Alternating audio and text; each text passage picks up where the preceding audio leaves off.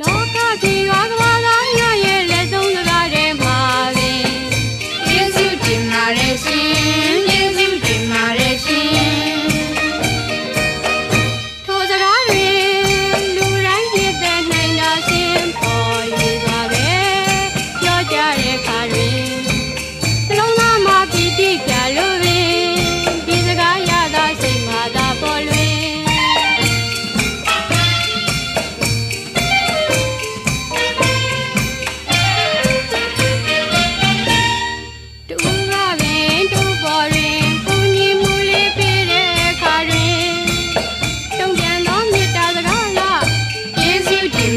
ရှင်